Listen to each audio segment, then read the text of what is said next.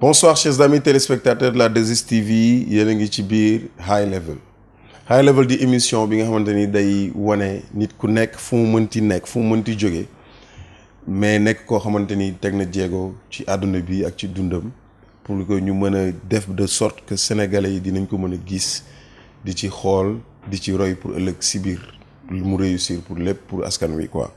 Donc tey High Level damay dalal su ko xamante ni disons que suñu frère la mais aussi nit la boo xamante ni donte xale la waaye am na jaar-jaar bu am solo bu ma bëgg ñu partager ensemble donc Papa Amadou Ly maa ngi lay bëggee di la dalal ci High Level. jërëjëf Fata thank you for. noo def naka affaire yi. waaw ñu ngi sant yàlla. jërëjëf lépp ngi dox waaw alhamdulilah. Papa fan nga juddoo ak kañ nga juddu ak naka nga mën a expliquer un peu sa enfance fii au Sénégal. ak aux États-Unis. jërëjëf Fata jërëjëf ci invité bi. ci High Level man sa fan la sama brother nga. thank you and everything. man maa ngi juddoo Pikine maa ngi juddoo 88. aussi maa ngi màggee. 88 mooy événement naar yi. mooy événement naar yi ok événement naar yi tukulóor la benn la. donc ci noonu maa ngi màggee Dalifort. between Dalifort. aussi dëkk foofu sama papa. di yooyu waaw. ok après nga juddoo foofu màggee si sa papa. après ba ban année nga dem États-Unis. maa ngi dem États-Unis 2001. bi nga am 13 ans. am 13 ans. ànd sa yaay ànd sama yaay dama ñëw boobu maa ngi hustle di dem ay croisement Cambérène di téye ay ñi ñu jënd affaire yi ma leen di téye ay bag. fay demee noonu après mère bi ñëw mu gis ne mën naa jàng mu ne da ngay ñëw États-Unis. boobu sa mère mu ngi États-Unis. boobu mi ngi États-Unis. Ok, vas-y dis-nous un peu, on a envie de découvrir en fait. Man peut-être xam naa la mais tey ñi lay seetaan High Level they want to know exactly who you are. Donc noonu la demee après man may nu ñu naan hustle rek di jaay fii jaay fee donc nag fii nii da nga doon jaay fii ci rond-point Cambérène. dama doon téye ku jënd ay bagages maire yi ma leen ni di téye seen mbuus ma dem ñu jox ma ay juróom. ok après ci noonu rek laa doon kiiwee quoi mais ba léegi ma doon continuer di jàng. pen saay ma jëndal ma dem ngooñ sama maam dafa amoon ay xar. waaw donc nu ma doon kët ngooñ yi. waaw ma demee nag maam andil naa la ngooñ you know what I'm saying. affaire yi dem noonu. nice. yeah. And États-Unis ce premier jour yi comment ça se passait. États-Unis nag maa ngi dem États-Unis 2001 September 10th. 2001. So dañoo dem September 10th 2001 and then the next day September 11th. Oh yeah. Wow. So ba ñu demee commencement bi moom dañoo su ñëwee xam nga ne ñëw de septembre 10 ba beneen jour bi septembre.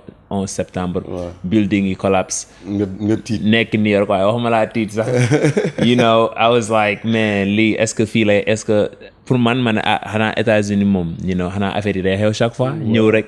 mais nag dama doon imaginer États-Unis mu nekk loo xam ne moom fu fépp rafet man ba ma nekkee fii lu ci bëri damay xalaat man dama ne man Snoop Dogg damay dëkk fii Snoop Dogg dëkk fee. chaque fois donc man nooloo nekkoon sama rêve quoi. mais ma wàcc nag Harlem wàcc rek gis booy di hustle comme man leen ñi ñoo yem gaañaa nga. miin ngi leen. waaw miin naa lii. donc foofu laa jàngee après 14 ans sama yaay daal di ñëw Sénégal après man ma continuer foofu quoi après ci laa dëkk ci kër benn xaritam après donc demeewul woon noonu donc ci la mujjee génne foofu. après ci laa commencé demaat New York dëkk sama bopp. ma dëkk nag ay gars ñu baax ay ñoom DJ Xulle ay ñoom Papa Gana ñoo xam ne ñoo ma hébergé. ma boobu man maa ngi jaay ay CD yu kii. bootleg di CD. di ko ci teg rek après noonu ba ma amee 16 ans may dem di travel from New York to Detroit. jóge New York di dem Detroit après ma am benn accident bi nag ba ma ko amee fekk aw ma papier. ma jaaree fa immigration daal di may noot quoi tey la. yeah daal di may nekk. Je rappelle que yaa ngi ci high level donc ki ñuy waxtaane Amadou Ly histoire la boo xamante ni histoire bi laa bëgg sax d'ailleurs ñu waxtaane ko histoire bu am solo la boo xamante ni Amérique ñu bëri waxtaane nañ ko New York Times bind ci CNN ñëpp dégg ko sénégalais yi fii ñi koy bàyyi xel parce que dañ naan woy sénégalais bi loolu la lii dal mu nekk coow lu bëri loolu noo ko dundee instant yi.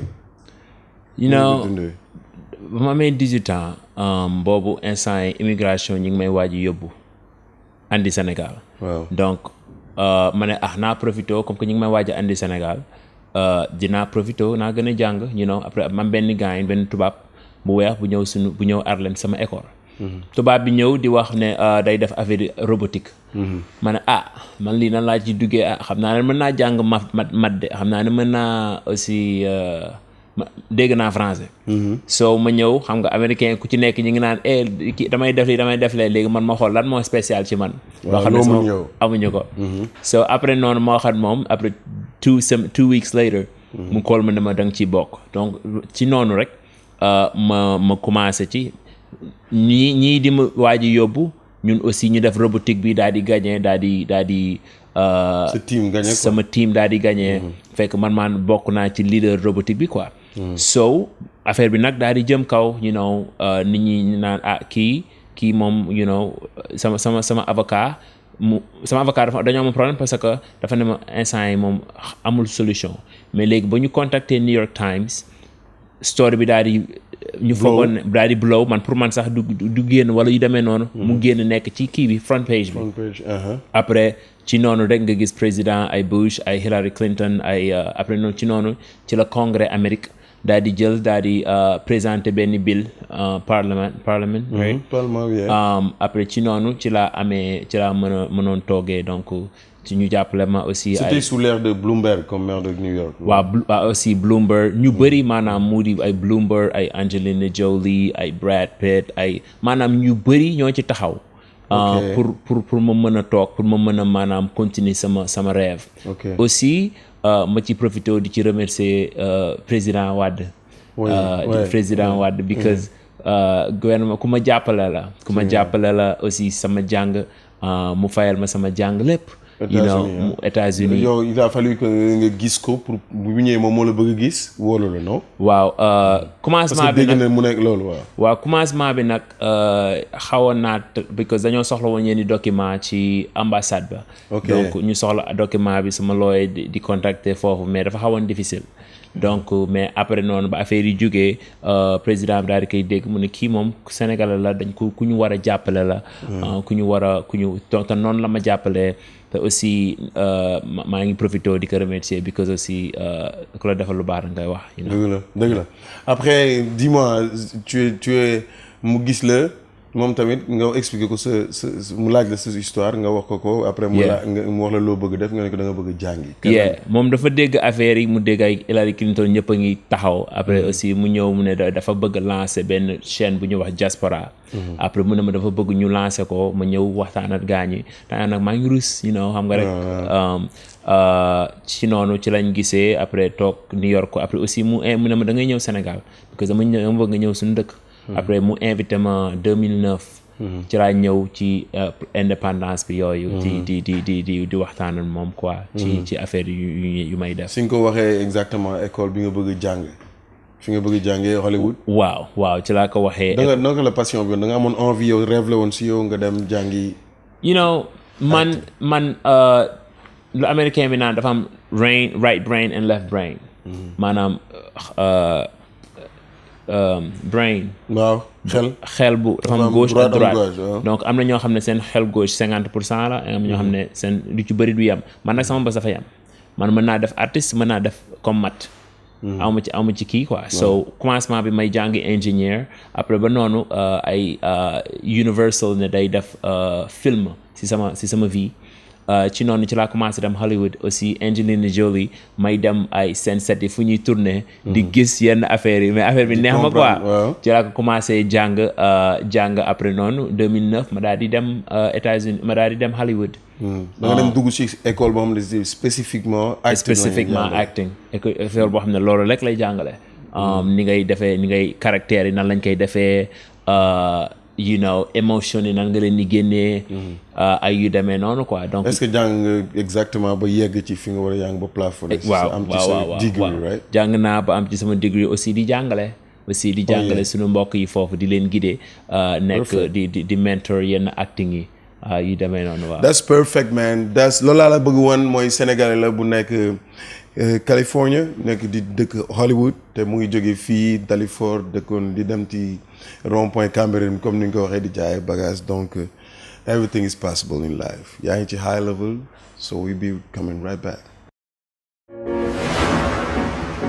yéen a ngi si high level pour ñi ni door a dab muy émission boo xamante ni dañuy jël sénégalais wala xeet bu mënti doon mais en tout cas koo xamante ni mën nañu partager ak moom histoire am pour que ñuy gis ci seen bopp suñu génération bii di ñëw di ci gis seen bopp. ñu partager ko ensemble donc loolu moo ñu fi teg muy high level alright ñu am Amadou Ly nga xamante ni moom tamit mi ngi ñuy partager loolu si histoire am ma kontaan trop si dalal la si high level. bi nga nekkee Hollywood. ma gis ni tamit toogoo quoi nga nekk booy bu bëri affaire tamit. nu ñuy def. nu ñuy def parce que ñu la you wanna be in every sauce. and xam nga man dama what makes you feel like da nga war a dugg fépp. c'est que dama gis ne rek fu ma yàlla soxla laay dem dama gis ne rek soo seetee comme ci milieu acting bi donc man sama tur Ahmadou Mohamed donc messenger la waaw donc man dama gis ne aussi comme que noonu lañ ma tuddee messenger la of course so ci acting bi mën naa ci def ay message pour message yu ma war a def véhiculer donc ba ma move Hollywood 2011 yàlla def ma def benn film bu ñuy wax Twlight. What crime did they commit? The most heinous of all. They turned a child. Monstre. Twlight après film boobu macha allah après. yow ak yenn acteurs yu mag yéen a si nekkoon. man at Kristen Stewart. Rob Pattinson, Kellen Lutz, ay sama gars ñu bëri ñoo xam ne instant yii ñoom xamal nañ man nag kenn xamuñu ma. donc ci laa ci duggee aussi mu surprise ma nag because Twlight man ba may dem di ko audition xaw ma woon ne Twlight noonu la magee. waaw yaa ngi comprendre. so mais nag bañ ma jëlee affaire bi nag. kii dem ba waaye foo dem nit ñi naan lii nga dem ay.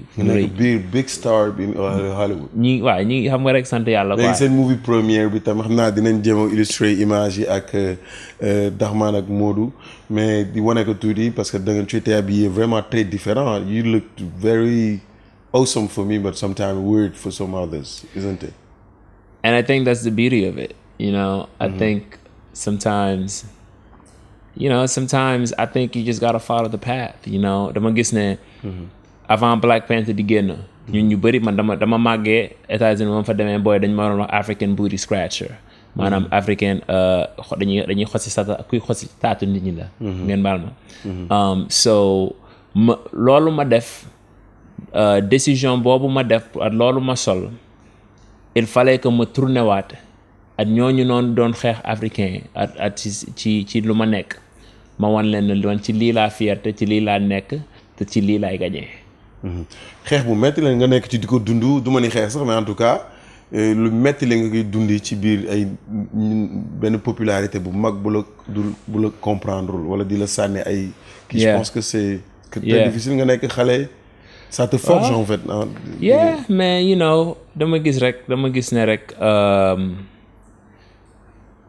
man du ci bëri nag yooyu duma ci toog di ci kii. di ci 1 2 3. waaw parce que duma ci 1 2 3. am target lan mooy sa target lan nga bëgg fan nga bëgg yegg. man sama life dama bëgg macha allah egg foo xam ne rek dinaa mën a changer àdduna maanaam changer àdduna ci xalaat bi ci gën a nit ñi gën a xam yàlla xamee ko noo xam ne aussi duñu ko ragal. xamee ko noo xam ne aussi dañ xam ne yàlla comme suñu maam la yàlla ku rafet la yàlla ku ku laabir la man sama objectif mooy gën a parce que aussi dama gis ne ci même ci côté yàlla dama gis ne ñun suñu fekkee parce que ñu bëri dañuy toog di xaar yàlla right man dama gis ñun loolu mooy suñu problème dañuy toog di xaar yàlla mais su fekkee man dama gëm ne ba ñuy ñëw yàlla jox nañu lépp lu ñu soxla yaa ngi comprendre yow su ma la nee da ngay dem Saint-Louis léegi naan ok ndox am ni defal lii ndox la map fii la xam nga soo demee di nga confortable parce que xam nga ne man maa la yónni you know dama gis ñu ñëpp yàlla daf ñëw yónni you know mais jox nañu lépp lu ñu soxla mais nag par dañuy toog di xaar yàlla fekk di ko xaaraat quoi di ko xaaraat you know fekk yàlla naan la man maa lay xaar nga def li nga war a def su ko defee donc man gën a it's a clear vision too gën a jàppale ci côté yooyu rek parce que objectif moom you know lu dund yu ci bëri macha allah ba mu gënee yàlla wan na ma ko donc pour nu mu ci gën a mën a share nit ñi rek fu mu mënti doon nag bu fekkee activisme la ok su fekkee ci activisme lan moo la dugal si life boobu life activism is it easy to waaw mais you know il faut c'est que par exemple yenn dëkk yi du ñu changer parce que dañuy gis ne su fekkee dañoo jig pour def lii wala pour def dara nit ñi dañ leen di mbambo négativement wala ñu def leen jeel wala ñu rey leen right mais su fekkee nit ñëpp jug nañ ñu ngi ciy rey ay 4 personnes lay doon après yeneen dëkk yëpp ne attention mais lii du am you know donc dama gis ne yenn changement yi il faut que ñun jeunes yi ñu jug def ko right because bëgguma sama doom wala bëgguma sama niece wala nephew li ma dund moom mu dund ko su fekkee man am naa occasion pour changer ko dama koy def dama ciy jouer sama part te ñun ñëpp loolu mooy suñu rôle la donc yow mën nga def ci musique bi you know wala ci show yi man gis naa ne ok man sama waxee nit ñi dañ ma déglu su ma yéegee seen nit ñi dañ ma déglu ok man ci nii laa koy defee dama gis ne rek sama objectif mooy kiiwu yàlla la quoi loolu jaamu yàlla la you know di changement comme justice am you know ki policiers yi ñii nga xam ne dañ leen di jox xaalis chaque fois kii di daan dooleem yow nga bëgg kaa daaneel chaque fois ci xaalis te mu wóor na li ngay def baaxul donc yu bëri ñu koy xeex États-Unis quoi parce que aussi dama gëm ne rek su ñëpp toogee du baax donc su ñëpp toogee du baax États-Unis lu tax mu toll fu mu toll ay Martin Luther King ay Malcolm X ñoo jug nit ñoo xam ne wóoroon na ne suñu jugee dinañ leen rey wala dara dina am mais ñu jug pour xeex boobu ñu xeex ci ñun ci la ñuy jëriñoo. When is enough enough? Yes, sir. So this is the generation that is saying enough is enough. Enough is enough. Enough is enough. Enough is enough. Enough is enough. Enough is enough. Enough is enough. And you gotta tell man Eric. yaa ngi comprendre mais su ñëpp toogee rek du baax. dëgg it yaa ngi ci high level di seetaan my brother from another mother man. That's good. Yo man papa so ñu koy wax Amadou Ly so ñu dem ñëwaat yaa ngi ci high level you know that. so yaa ngi toujours si high level di waxtaan ak Amadou Ly ñu nekk si émission bi pour di xool sénégalais comme on a dit fu mu mënti nekk ci àdduna bu ñëwee dugg si fii dina ñafe ba tegal leen ko waxtaanal leen fu mu toll ak lu mu jot a def man moom je suis très fier de toi. Thank de you. voir ngay dafay affaire yu am solo sénégalais bu nekk Hollywood je pense que yow boo si njëkkul dina ma jaaxal donc quel que soit l'âge yaa ngi koy dund ba pare li ma gën a neex mooy you stuck to your lane too yaa ngi always ñëw Sénégal every year like 3 times. That's right. and which is That's very right. good. Thank you. and also nga am ay projet di ko partager ak sénégalais yi loolu bokk na si nga wax ma d'abord yan perspective nga am pour Sénégal et booy nekkee outside overseas ngay xool sa jeune yow younger brothers living here nan nga leen ban bët nga leen di xoolee. waaw bët fu ma jaar rek you know xam nga sometimes àdduna moom gëm naa ne yërmande nu mu gën a mën a gaawee mooy nga jaar ci ba pare you know soo ci jaaree ba pare di nga xool sànq rek maa ngi àndal sama little brother maa ngi koy wax di ko yedd man na ko gis nga da ngay xool sometimes suñu mbokk yi nan la ñuy dawalee suñu mbokk yu nekk fële you know su ko defee parce que yenn yi gëm-gëm rek la you know gëm-gëm rek la Sénégal man ci sama gis-gis Sénégal gisuma ku gën a muus sénégalais gisuma aussi ku dàq sénégalais you know nekk ñu gën a mag ci àdduna toogal naa ñoom waxtaan ak ñoom wala ñu jouer chess you know donc dama gis ñu gën a gën suñu bopp mais aussi il faut que aussi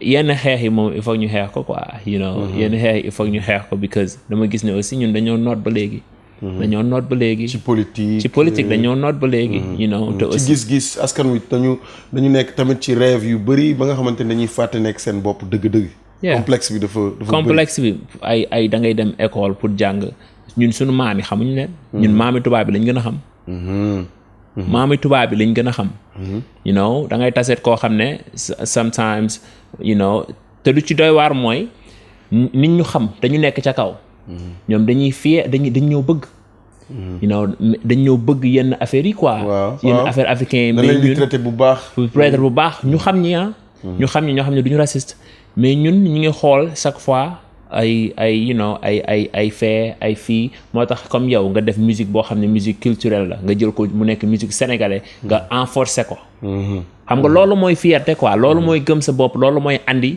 loo xam ne kenn du la mën parce que secret benn jour laa toog ak Angelina Jolie ba may doog a dugg ci acting ma ne ko Angie mais affaire yi moom nan lay demee mu ne ma gis nga da ngay xool loo xam ne mën nga ko andi ci table bi te kenn mënu ko andi te nit ku nekk yàlla may na la loolu quoi donc man loolu chaque fois loolu laay wax sama gaañ yi ma ne leen man ne leen lañ ma waxoon da bañ ma ko waxee ba léegi rëcciwu ma ko you know gis naa sa complicité un peu ak Angelina Jolie ak Brad Pitt da ngeen di fréquenter wala da ngay dafa nekk samay xarit lañ te ñu ma jàppale lañ nag aussi ñu ma jàppale lañ bu baax ci milieu Hollywood ci milieu lépp te aussi ci ñu tax ci ñu bokk ci ma toog ci foofu donc pour wax la man daal sama mbokk yi maa ngi naan gouvernement bi di leen remercier di féliciter président Macky administration bu bees bi di leen xam naa ne jiite réew moom yombul mais di ko gën a wax rek mu gën a jàppale sunu xale yi aussi you know man dama gëm ne you know fii lu fi nekk ressource bu fi amul fenn you know amul fenn donc su mën nañ demee noo xam ne ba ñoom ñoo ñuy dem ba dañuy ñee you know am nañ availability quoi donc xam naa ne nag du nekk lu yomb mais ñu gën a bàyyi xel ci jeunes yi you know ñu gën a bàyyi xel ci jeunes yi te xam ne tubaab yi gënuñu te amuñu waruñoo am complexe ci tubaab yi man mii dundat ñoom ñu def ay robotique nga xam ne ñu gën a muus ci Amérique dañuy compétir leen ñu dóor leen man mën naa taxaw wax nag jarul ngay kii tubaab yaa ngi comprendre so ñu gën a gëm suñu bopp quoi dëgg la am na solo am na solo te booy bu ndaw moo la koy wax donc tu as quel âge aujourd'hui 33 you know he's a young boy telling you so you know that it's all about that knowledge wala fi dañ koy wax quoi xel xam-xam xale da koy for mag da koy for which is good too nga ñëw aussi cette fois-ci ànd ak benn actrice bu ñu xam bu baax a baax ci milieu cinématographique ci àdduna bi muy AJ Johnson. That's right. So léegi ñu bëggoon nga waxtaan ñu tuuti si moom balaa muy yegg si moom comment vous êtes connu. xam nga nit comme ni ñu waxee rek il faut nga bëgg sa dëkk. donc dama gis 2009 dama fi waroon andi Angelina non 2000 Festman bi ba muy am Sénégal dama fi naroon andi Angelina Jolie Brad Pitt. yàlla def na ne nag occasion boobu maanaam jotul woon. léegi moom AJ Johnson ma gis ko moo xam ne koo xam ne légende la ci milieu cinéma quoi. maanaam film yu gën a mag ci Hollywood moom macha allah quoi mi ngi ci biir. ma gis ko mu daal di dem Ghana. daal di àndaale fa ay ñoom Nancy Pelosi ay ñoom ay ñu mag congrès Amérique bu mag. mais ma ne kii yow da nga dem Ghana nga andi ñii mais man sama dëkk di nga fa dem. da ngay ñëw sama dëkk nga xam lan mooy Sénégal parce que Sénégal fenn dàq ko. you know. ci noonu la ñu waxee aussi ma bëgg aussi relation noir yu nekk fii ak noir yu nekk fee ñu gën a nekk benn. parce que gëm naa ne Sénégal ñun Afrique. fu muy gën a doxee mooy suñu mbokk suñu xamee ci bopp ne ñooñ suñu mbokk lañ. ñoom xam suñu mbokk lañ dinañ jàppalante. parce que ñoom xam nañ mentalité tubaab ñun xam nañ mentalité tubaab mais nuñ ko xamee c'est différent. dëgg la comprendre donc ci noonu ci la waxtaanal moom ma ne ko da ngay ñëw nga xam sama dëkk you know mu dem Ghana moom président bi comme ñun suba incha allah dañuy dem président Ghana bi dafa ne da nga leen ñëw mënoo nekk Afrique te mënoo ñëw 31 bañ a 31 ak ñun mu ne foog nga ñëw ngeen toog waxtaan ngeen war a dem foofu ngeen dem donc président Ghana bi def year of return bu mag you know mu daal di andi 1.9 man nag sama français 1.9 ci xaalis bu bëri waaw macha allah léegi ci milliard ci dollar après ma gis ne ñun suñu affaire yu touriste bu ñu am suñu dëkk exploité wuñ ko you know et c'est dommage nga ñëw fi ànd ak moom nii man ni ma gisee ni ñu ko recevoir Ghana d'ailleurs dinañ wane image yi mais aéroport bi ñëpp feesoon dell di ko accueillir donc su ma gisee mu ñëw Sénégal nii Sénégal nag dafa mel ni liggéey bi des na quoi non comment tu trouves Sénégal ak autorités yi liggéey bi ak du ñu nekk fi ñu war a nekk d'habitude lu ci bëri dégg nga ne naroon naa andi Angelina Jolie ak Brad Pitt et c'était difficile te dafa xawoon waaye nag xam nga dama gëm ne lu jot yomb man daal nañu xam ne aussi ci benn côté man bénéfice suma pour ma andi ko suñu dëkk bi lay gën a bénéfice parce que lu ma bëgg mooy nit ñi xam suñu dëkk Sénégal ñun am nañ muséum dans chaque domaine nit ñi muséum nègre bi civilisation bi moo bokk na ci bu gën a mag mooy bu gën a mag sax ci muséum ci affaire noir yi donc ma gis ne loolu mën nañ ko exploiter Gorée mën nañ ko exploiter île de Saloum affaire yu bëri te dafa jege New York you know donc man su ma demee di waxaat nit mu ne ma xamul Sénégal ba léegi damay metti quoi waaw liggéey bi des na liggéey waaw donc là je fais appel aussi au directeur de l'agence de la promotion touristique mooy monsieur Mao donc comme on dit tout le temps xam nga affaire yi ça peut être parfois dans le discours mais aussi dans les gestes xam nga am na Sénégalais yu bëri yu nekk ci askan wi ci àdduna bi te yéene Sénégal lu bëri te mën a ubbi bu baax buntu bu ñuy mayee bët réew mi donc li ñuy def mooy dañuy dalal AJ Johnson mu ñëw toog ñu waxtaan macha allah après on va aller tous ensemble dans le studio ci rubrique boobu inchallah ñu waxtaan ñu def ñu let's have fun after mais yow tamit kontaan naa ci yow gis naa li ngay liggéeyee yow xamante nañ bu yàgg donc aussi mentor nga quoi you know ci li nga jëlee sa responsabilité bopp pour def sa business de bopp te aussi ku la gis respecté la mu di mère mu di xale te xam nga loolu c'est différent parce que lu ci bëri dañuy naan nit soo nee rapport dama ne you know donc xam naa ne sax yaay kontaan na ci yow bu baax donc jërëjëf ci lépp thank you very much all right AJ Johnson thanks man ñu ngi si high level so ñu ngi dem ñëw recevoir AJ Johnson si plateau bi peace salaamaaleykum yéen ñi nga xamante ni yéen ñu dab si high level ñu ngi ba tey ji ci biir high level avant ñu dem si rubrique studio dañuy waxtaan tuuti rek ak AJ Johnson nga xamante ni dinañ bëgg waxtaan ak tuuti en anglais liñ ci foros tuuti di leen ko dégmal mais aussi en même temps di leen bàyyi ngeen fortaatu nag xóotul tuuti noppi yi di ko yàq it's all about high level and AJ yaa ngi ganee ci dëkk bu ñuy wax Orange, New Jersey. I used to be there, Orange. No, not Orange, New Jersey. So why did I have to just work hard to get your origins and your date of birth? And what's the problem with Google? Privacy. And you did all that by your own? Well, it's not that I personally do it, but I have a team that I work with, and that is I'm a very private person. So in a world where social media is running everything, and as soon as you put something out in the internet, it lasts and goes forever. There's just certain things that I want to maintain an intimate part of my life. So that was one of the goals that you had once you just were starting your life in Hollywood? I've actually always been that way. I've always been, even before Hollywood, I was very private with certain things. But of course, with Hollywood and your life explodes in front of the world. They win the fight for it. They win the fight for it. Madam, let me just try this through just a little bit. Yeah. damay xool Google pour xam âge am xool lépp but j'arrive pas. fu mu dëkk ak yëpp jot naa plus de 5, 6, 7 dates de naissance ak lieu.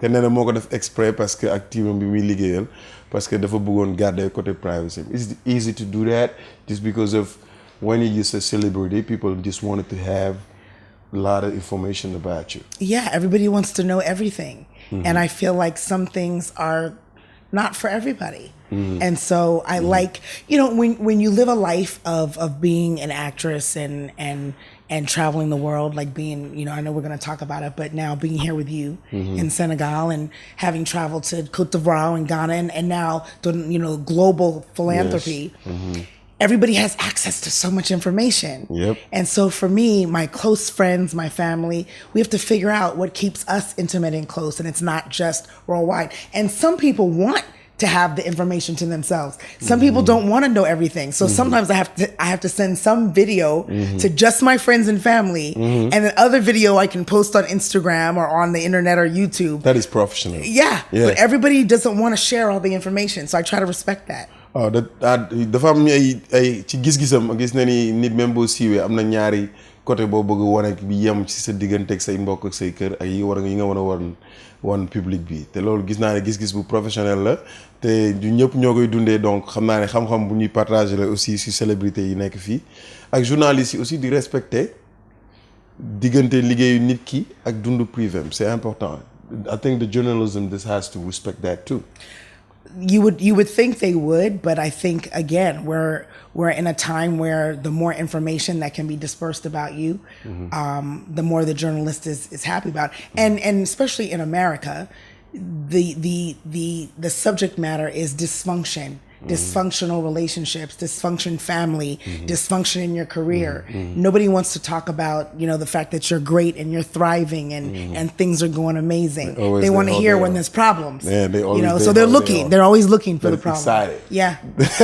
Yeah. But so you're not born and raised in Orange, right? No. I was about to say that it's close to New York, so I used to go there. I'll be but Jersey, you're right, Jersey. New Jersey, right. Right. Long Branch, New Jersey, which is more the shore area. So we're known for Asbury Park, Long Branch, Red Bank, New Jersey. That's Bruce Springsteen territory. Yep. That's Frank Sinatra territory. Yep. So yeah, that's the area that I grew up in. Okay, it's cool. So daf ñu nëbboon tamit fi mu dëkkoon New Jersey beneen quartier bu tudd Orange, quartier bu siiw la New Jersey man jàppoon naa ni sax si yàgg naa fa dem mais ndeke du foofu yëpp moom elle joue avec tout ça donc which is perfect. But actrice bu mag ngeen di waxal ni joué na ay film yu bëri est-ce que Baby Boy mooy film bu gën a mag? Is it Baby Boy your best movie ever? Probably gonna be my wife. I got a date. Talking about I look all right. I look good. Who, Jody? Don't be calling my... Jody! Mama! Ready to go to war, huh? I ain't trying to be no killer. I don't think I filmed my best movie ever yet. It's definitely one of the most popular films. Yeah, of course. I've been blessed to be part of projects that have become classics, from House Party to Inkwell. To Inkwell, that's what I was about to say. Dying Young with Julia Roberts. Skin Deep. Oh, you did your homework. Sister Act was Whoopi Goldberg. Yes, of course. Double Trouble. Yeah. You did. You dug deep. You really dug to get that one. You dug deep to get that one. But you know, Baby Boy is probably because it was a family type situation. I think that was the one that the specific American lifestyle too. Yeah. A specific genre of American lifestyle, and it involved relationships and mother-son and son-girlfriend. There were so many different dynamics that everybody could relate to that I think that kind of went a different direction than I had ever gone as an actress. But I'm proud of the work. Man. The relationships that I made, Tyrese and I are still like this. Yeah, man. You know, Ving Rhames and I, we're still close. Taraji and I are sisters. So you don't do that kind of work and not connect for real. Rest in peace, John Singleton, the writer, producer, director. That was he was known for that, you know, creating stories that would last forever because the relationships and the chemistry was so strong. And so I love him for having had that experience under his guidance. Special. Yeah. That is so special. I see like also you were independent. You had this Independent Spirit Award. Yes. It goes with your goals too? You know, I gotta say, I'm not a spirit that's big. Spirit Awards is funny. I'm not a spirit that's big on awards because I feel like my mission is to impress the ancestors and to be obedient to my life assignment. And I feel like when you start to get into awards and accolades and acknowledgments, it gets a little too deep into the worldly validation. And I feel like that can come and go. Yep. And so to make your stance based on when someone decides you're good enough to get an award or you're not this year, I don't believe in that. So I just try to go and move from my heart and my soul, and that's reward enough. Yep, moom dañ ko joxaan award bu mag boo xamante ni mu ngi nekkoon Independent Spirit Award boo xamante ni for best supporting female. Mais moom gis na ni amul sax loolu sax du considération bu rëy si moom ba nga xamante ni moom bokk na ci ñoo xamante ni dafa bëgg gën a stay humble and just dem ak esprit bu gën a real diggante moom ak nit ñi. Te loolu dama koy fësal ci le fait que mu ñëw te moom tax na américains yu bëri léegi ñu ngi jël seen nationalité surtout mu commencé si république ghanéenne. te loolu am na solo trop loolu nag li ma la si bëgg laaj mooy the question is what inspired you to just come to Africa like very often and just trying to just make them Americans feel back home? It's so interesting because my first trip was to Ghana in December 2018. And one of the things that I was looking for personally was just such a new experience that everywhere I looked would be new. The people I met would be new. The language that I heard would be new. The sounds of the music, the clothes, the smells, the food. I was just at a point in my life where I wanted a completely new experience. I wanted to be overwhelmed by new. And I said, I've never been to the continent. I've got to go. Never did I realize that my experience would be so life-shifting. I didn't realize how much of my history of African descent I did not know. I didn't realize that all of that I learned of African history in school growing up was either wrong or incomplete. I didn't realize that as Africans and African Americans, I didn't realize as Africans and African Americans, we have different ideas of what happened to us and our connection as people. I never knew that. And we're not going to know unless we come and talk and connect and say, well, what do you think happened? And I say, well, this is what I think happened. And I just... Excuse me for 1 second to translate it for some people. I'll be just, be really focused for it. Dafa ne moom bi mu daan nekk Amérique yëpp mosul xam depuis 2018 la door a ñëw Ghana, mais dafa doon yàgg di xalaat tout le temps yenn affaire yu bëri yoo xamante ni mi ngi am Afrique ci couleur yi ci yëre yi ci fecc yi lépp di ci xalaat. Mais bi mu ñëwee Afrique lay door a sentir ne am na histoire bu manqué ci li mu jàng Amérique te loolu yëpp mi ngi ko sentir bi mu ñëwee ci dëkk bi Ghana ci Afrique. Donc mu dem ba sentir boppam ci biir you can go ahead ci biir africain yi. Donc so you feel yourself as an African. And also diggante problème yi am diggante black américain yi nga xamante ni ñoo Americans like African American ak africain yi loolu itam mu nekk problème bu gën a sori ci biir ñi nga xamante ni am nañ expérience bu nekk Amérique lu bëri parce que black américain yi seen bopp dañ leen di nëbbu tuuti africain yi alors que ñoom ñëpp ñoo bokk ñoo they relate. So go ahead, you can go ahead. So as silly as this may sound, my introduction to what Africa could possibly be, since I had never been before, was Black Panther. From the environment to the language to the wardrobe to the royalty. And when I arrived in Ghana, I saw it for real. I saw us as kings and queens. And compared to the African American lifestyle, I felt like we were missing out on who we were. Bi mu ñëwee bi mu gën a seetaan Black Panther di ko seetaan mu nekk ci lu rafet ci yëre yéeg ci design yéeg affaire yi Afrique bi ñu wane noonu en virtuel c'est ça. Mais bi mu ñëwee vraiment Afrique si la ko gën a dund mu réel si moom mu door a xam ne am na lu ñu manqué ñoom ay Afrique. So now my question is, what do you think can bring that bridge? It comes to the name of my organization. The Bridge to Better. The Bridge to Better. I gotta admit, I'm still learning and researching. I say that I'm a baby in Africa because although I traveled to the continent over 10 times last year alone in 2019. Oh, yeah? Yeah. Wow. I was very present and a host for a lot of the events in Ghana. Thank you for coming to Senegal. Oh, please. I had to. Senegal was my first choice. Oh, yeah? And yes. Papa, man, took so many time to make you. Because the year of return was the event that brought me to Ghana. All right. And I still said, okay, I've got to get to Senegal because I wanted French-speaking Africa. For some reason, I just, I wanted to, I speak a little French. I wanted to practice French. And I felt like I wanted to see what that was like. How do you feel Senegal like? Well, I love it, but I discovered Wolof. I had never heard. Yeah, that's true. So it's, I love, there's a piece here. There's a piece that's new. For the 4 countries I've visited, there's a level of peace. There's a level of calm. I love the food. I love the history that I'm learning. And, as Americans, we have a tendency to say Africa, as opposed to there's different countries and different language and different rules. So I'm a sponge to learn it all. And I hope that annually I can continue to travel. COVID slowed me down in 2020. The borders closed and I said, okay, this just means I need my citizenship so that I can't get kicked out. So that's you about to go to Ghana and go get it. Well, Ghana, Senegal, it doesn't matter. So I need to be able to come home. You need to have it.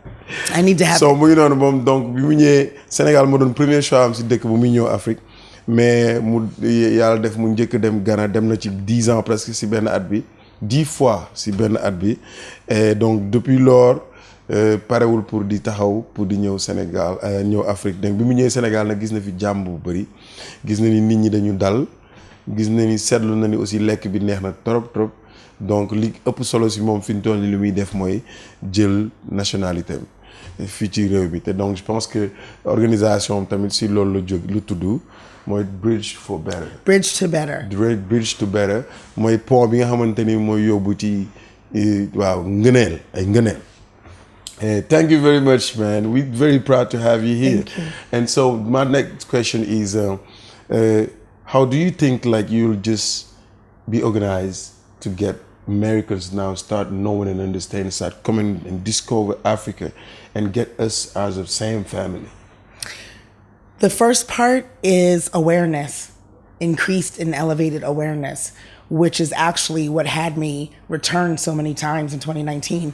My personal Instagram account, as I was just sharing my experience, having been to Ghana for the first time, garnished over 40 million impressions. And so that got the attention of the Board of Tourism in Ghana. And they started asking me to host and return and to share more information. And so I want to, I've had some meetings since I've been in Senegal with Ambassador Gloria, ambassador to Senegal from Ghana. And I'm starting to learn that me just being me could be the bridge and trying to connect. Educating you all more to the American way, educating America to Africa and the different countries by showing them my experience and sharing what I'm learning. So many people say, I want to go. So I hope, partnering with Amadou, to bring more people to Africa and to share that it's not that hard. See, from America, it seems so far and so expensive. And even now during COVID, America is afraid to try to travel. And a negative COVID test and a 7-hour flight from New York and I'm here. And I've been here a week and I'm healthy. So I have to tell people. They have to know. I have to share and increase the awareness. dama ko laaj ndax lan lay xalaat pour one américains yi ni ñun ñoo bokk te ñoo ñëpp fii seen kër la donc mi ngi ciy liggéey ci association organisation bi mu créé donc moom nee na dafa def test Covid jël vol 7 heures de temps et mu ngi Afrique foog mu leen di wan foog mu gën leen élever wan nit ñi ñoom ñu gën a yëkkati seen gis-gis ak seen xool ci Afrique am beneen bët buñ ko xoolee pour mën a nangu ñëw ci réew mi partager li nga xamante ni moom la ñu am. I'm proud to have you here. So the next thing is we'll have to go to the studio. I knew you were gonna say. You'll make me. I'll ask you to. I'll give you a topic. Okay. So just improvise and write it down. 8 bars or 12 bars. It depends on your feelings. You lay on a track. You're gonna throw me into your world now. Yes, of course. So for each one coming here to high level, you have to do that. Let's have some fun. All right. I love it. So yeah, let's do it. High level.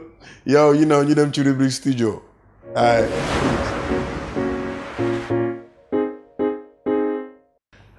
Salaamaaleykum mbokk yi ñuy seetaan si high level ñeen a ngi ñëw si seen rubrique studio comme ni ñu toogoon di waxtaanee tout à l'heure émission bi gis ngeen dañ ko partagé ak suñu frère Amadou Ly ak suñu sister AJ so li ñuy def mooy même studio bi dañ koy partagé ak ñoom mais damay commencer si AJ laaj ko tuuti nan expérience la am ci musique après ñu dem waxtaan ak papa après ñoom ñaar yëpp ñu dem ci bouffe bi jox ñu benn affaire bu nice parce que studio moom ay délire la so we won't be serious. I'm already laughing. You don't need to be serious. It's music. Yes. You love music? Oh, I love music. Is there anybody who doesn't love music? Sometimes people try to be complicated, Oh but my music gosh. is so good, Can't deny. Right. Can't deny. Right. But who's your favorite artist? I love all different kinds of music. I love for rap, it's Tupac, hands down. Wow. But then I go back into Layla Hathaway, Donny Hathaway, Stevie Wonder. I like Sade. I like a lot of different artists, Yeah. different sounds. Okay, so do you have one specific lyrics that coming from an artist that just make you blow your mind? Not right now, I don't, because I'm so into Afrobeats. Okay. So now my taste now is African. right. My taste is different. Burna Boy's got me kind of rocking, and Davido and some other people, and so I'm just kind of again I'm open. Everything's new for me. All right, that's great. So mom, dama ko laaj léegi papa sax yow yaa ngi ci biir so you can trust it at the same time. But papa, do you love music? I do, man. I'm a huge fan of music. Dama màggee di déglu say music yow. All right, thank you. Mm-hmm. Di déglu, I Tupac. I think man and mom we have a similar taste in music. Mm-hmm. So yeah, I love music.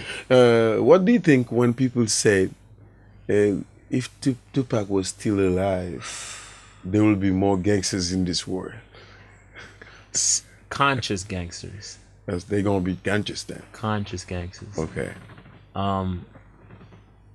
Yeah. How do you feel about it? It's such a good question.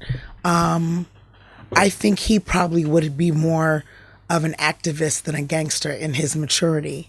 Mm-hmm.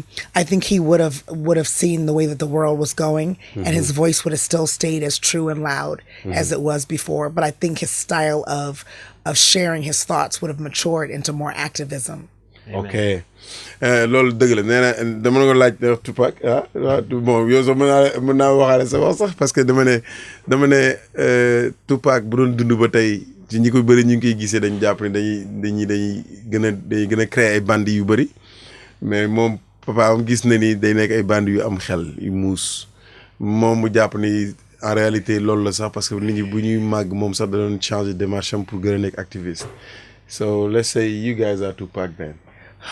I knew this was coming. Yes, because Tupac, I'm not caught bo xamne dafa ne I'm not saying I'm going to change the world, but I guarantee I will spark the brains that will change the world.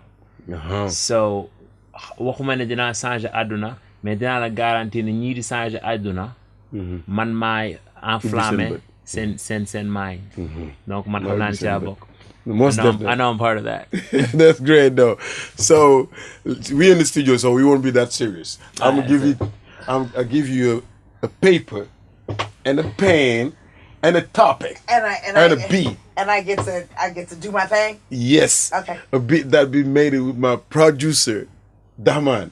Daman. So let me rock it and you just take a time to appreciate the beat and see how you're gonna feel with it, right? Okay. Don't be stressed. Relax. I'm like, this is what you do. This is not what I do. When you come to America, I'm going to put you on the movie set. Yes. So that's what we going to do. We so look forward to doing that. Yes. Man, please, man. Just don't do me that. No, yeah. So Okay. Kon ñu déglu beat bi. Voilà, donc ni ma leen di def nii dama leen di sonal bu ma ñëwee Hollywood dinañ ma dugal ci benn movie set quoi pour ma acte Sénégal ñëpp ay acte léegi. All right. Appreciate it.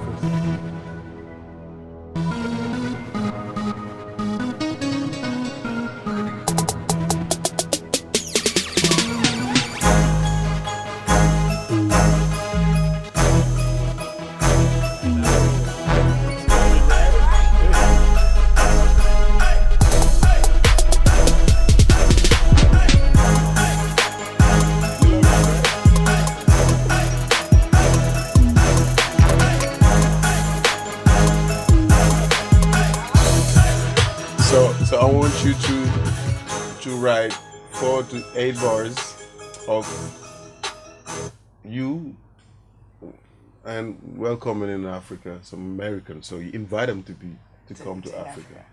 All right. Okay.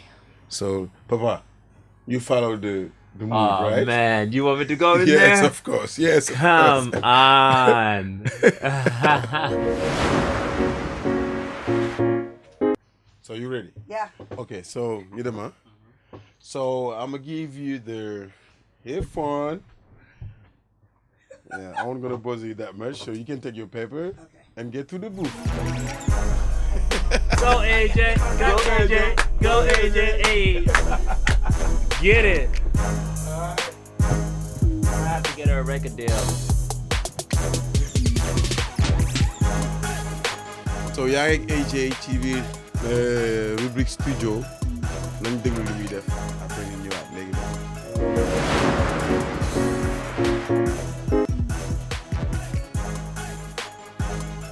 Good man. Yo, AJ. It seems like yo. The queen is here. Only for you. Thank you very much. Only for you. Thank you very queen. much. Oh Papa, my gosh.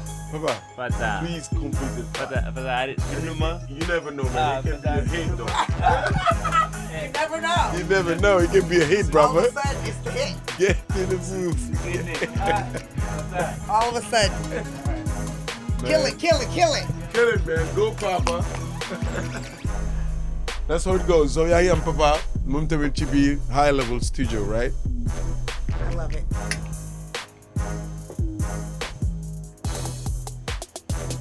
All right.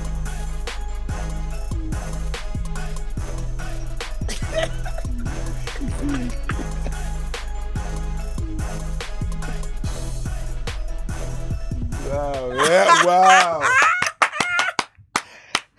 Awesome. Yo, man, you killed it, Yeah, man. yeah. B-Mom. Like Tupac, man. Like Reborn Tupac. of Tupac. Yeah. Reborn of Tupac. Yeah. In honor of Tupac. I Thank you. love it. This is so fun. Man, you make that happen. I love it. This is so fun. So, thank you very much. Come, guys, what is different for you being in the set of a movie set or in the studio? So, Oh my goodness. Here I'm insecure. It's new. It's not my thing, but it's fun. yeah. You know, it's because I love music. So I'm more the dancer, but I don't know, you may have sparked something in me now. I'm like, we'll have to see what happens. All right. So, let's hear that. But she gonna talk about popping it with an album. How about Right, that? right. You never know. You never know. So, let's hear it then. And with the help of some producers, some beat maker, you know what I mean? Dahman, and you déglu you know the song right now, so you can enjoy it ñun ñëpp. Guys, you déglu. Yeah. You can enjoy yourself though. You can dance if you want. AJ and Kuya. Wow. Look at this voice. Hey! Hey! Where you at, Ghana? Where you at, Senegal? Cote d'Ivoire, I'm coming at you. Hey, Senegal, Senegal, Senegal, Senegal. Hey, Senegal, Senegal, Senegal, Senegal. The ancestors, Senegal from Jersey. I learned that I'm worthy. Came to the continent, wasn't confident. Straighten my crown, walking around. You see, I'm walking, I'm talking, I'm being about it. Cause you hear me talking about that fate. Unseen, kings and queens. Kings and queens. Wow. Where you at? I'm home, y'all. Senegal, about to go wild with my girl AJ, Fata. We gon' do the damn thing, don't play around with this gang. We just do our damn thing. Let's go from the motherland to out here in Africa. Hold up, let me tell this kid who we be and where we been. This kid was born out here, you know that town Pekin. Let me tell you a little bit how it all began. Young, trying to be the best I can be. Let's go. Wow. That guys killed it. That was so fun. You guys killed it, man. It was so fun. But I love this. Yeah, man. You see, we had fun though. It's really It's so different. great. Yeah. You love it? I love it. It's I love different, it. man. Get it. I love it. I love Get it. it. You're the big. The next year coming, like the 2021, if I see one of you guys trying to just make an album and just trying to drop it out, I'll be like, yo, You be I'll like, be the mentor. You're the producer. You're the producer.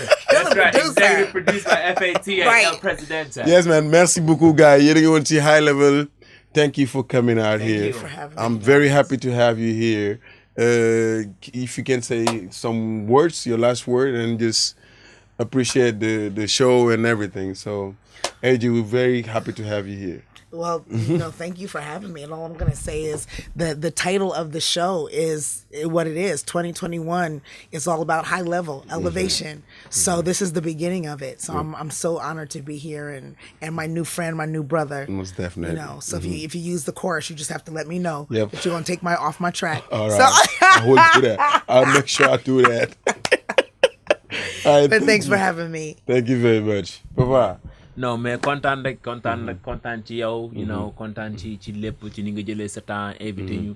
Ci aussi ni nga may guidé you know, sometimes like lii dafa kontaanlu, you know, réew mi am ñu mel ni yow ñoo xam ne dañ fi toog liggéey generation bi di la xool, donc I'm blessed to be part of it, and thank you so much for the invitation. Thank you very much. So yéen a ngi woon si high level.